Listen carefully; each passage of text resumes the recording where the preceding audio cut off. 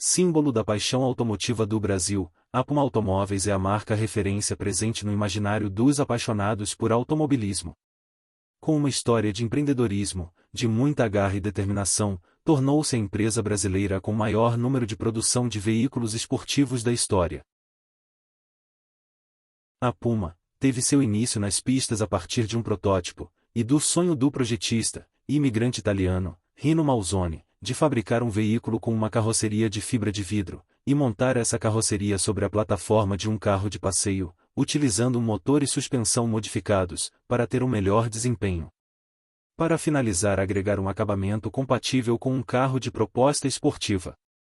Esse sonho motivou Mausoni a criar um protótipo de um automóvel de corrida, que foi desenvolvido em sua fazenda em Matão, interior de São Paulo. O projeto teve o apoio da Vemag, que forneceu chassis e mecânica. A empresa queria um modelo para fazer frente ao Interlagos da Willys, que em 1964 saiu vitorioso em vários eventos. O esportivo criado por Mausoni para competir contra o Willys, possuía o motor DKV dianteiro de 3 cilindros de 981 cm3 e pesava 720 kg. Esse protótipo teve 5 vitórias em Interlagos em 1964, e venceu as principais corridas do ano seguinte. Com o modelo em evolução, e ganhando várias competições, foi fundada a empresa Sociedade de Automóveis Lumimare Limitada, que era a junção das iniciais dos nomes dos sócios da empresa. Luiz Roberto, Lu, Milton, Mi, Mário, Ma e Rino, Ri, formando assim, o nome Lumimare. O modelo foi batizado de GT Mausoni, em homenagem ao criador e principal envolvido na marca. Apesar de ser exclusivo para as pistas, teve algumas unidades vendidas para as ruas.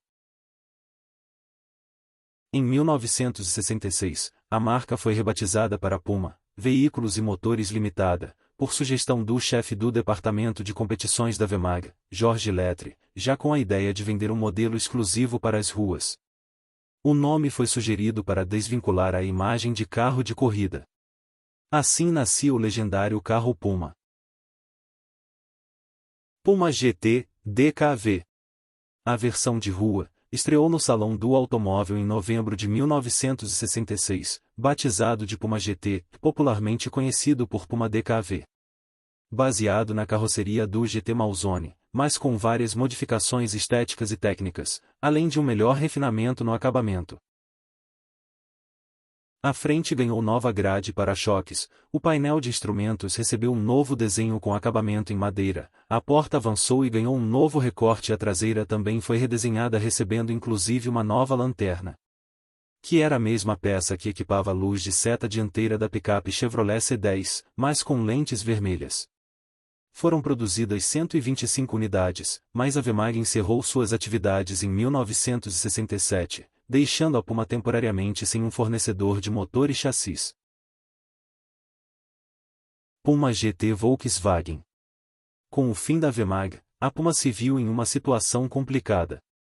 Sem o fornecimento de chassis e motor, e precisando de um novo projeto, Rino Mausoni retomou um projeto de um carro de corrida que estava parado em sua fazenda, e 9 meses depois o protótipo estava pronto. Para esse novo modelo, optaram pelo conjunto mecânico traseiro do Fusca 1500. O chassis era do Carmanguia, com a distância entre eixos encurtada. Suas linhas tinham traços semelhantes às do seu antecessor, com um toque de inspiração no Lamborghini Miura.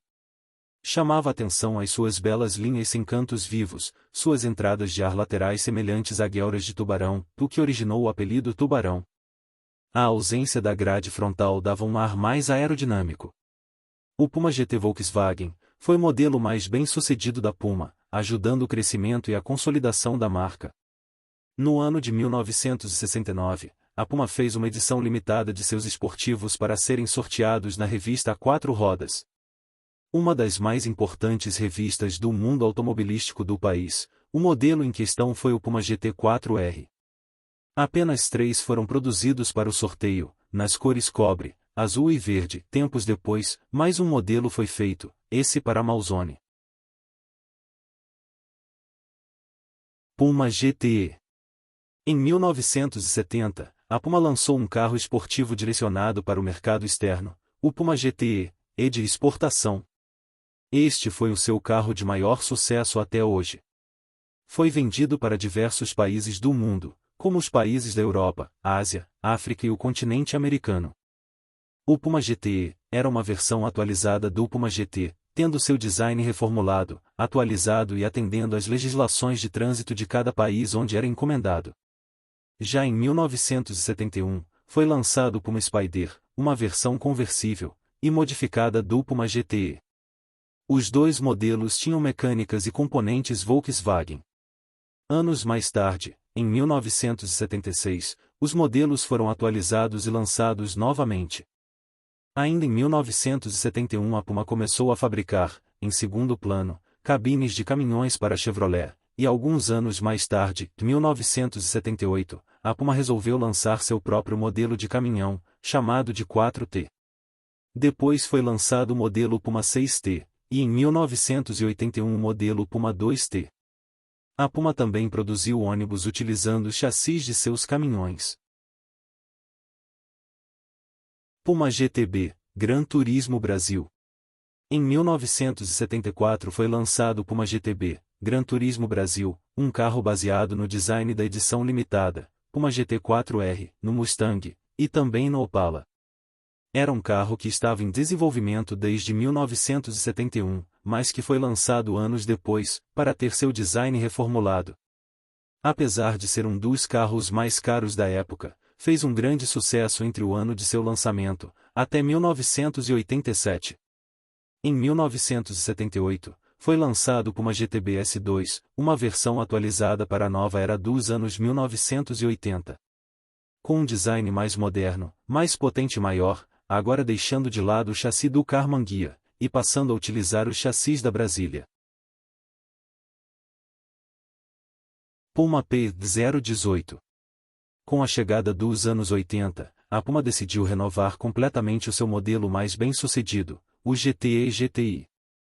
No começo dos anos de 1980, a empresa estava passando por dificuldades financeiras e estruturais, já que havia sofrido incêndios em suas fábricas.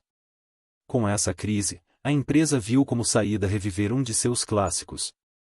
Baseado no GTI, a Puma começou a desenvolver o projeto de um novo modelo, chamado de P016, que teria seus próprios chassis, uma suspensão moderna e um motor refrigerado a água. Mas por conta de seu alto custo, foi cancelado. Em paralelo com o P016, foi feito o projeto do P018, que possuía também uma nova carroceria, mas mantinha os chassis e mecânica da Volkswagen. Esse projeto tinha grandes inspirações no modelo GTB S2.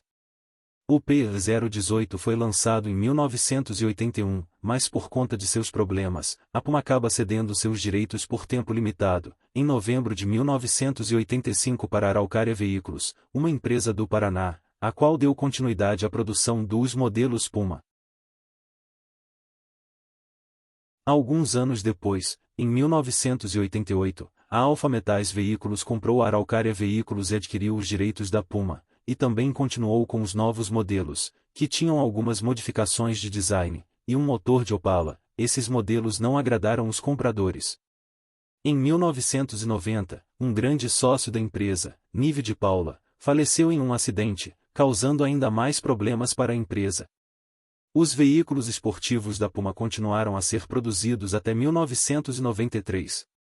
Até que foi descontinuado e a Alfa Metais se manteve na ativa com a fabricação de ônibus e caminhões. Em novembro de 2014, quando a marca Puma completou 50 anos, anunciou a criação de um modelo protótipo da marca para corridas, o P052. O automóvel tem como inspiração o antigo modelo GT, Lotus Elise e modelos boxers da Porsche. O novo modelo seria fabricado com linhas inspiradas no clássico Puma Tubarão GTE, carroceria de fibra de vidro, além de motor central traseiro e estrutura tubular. A ideia principal era produzir um lote de 25 a 30 carros, para criar uma categoria automobilística própria, apadrinhada por Jean Balder, diretor de competições da Puma, e ex-piloto, companheiro de Emerson Fittipaldi na lendária 1000 milhas de 1966, pilotando um GT Malzone. O protótipo foi apresentado no final de 2016, na última etapa do Campeonato Paulista de Automobilismo, no Autódromo de Interlagos, em São Paulo. A categoria de pistas ainda não foi realizada, porém a Puma criou a versão homologada para as ruas. O novo Puma tem como nome GT Lume Mare em homenagem ao nome original da empresa em 1963.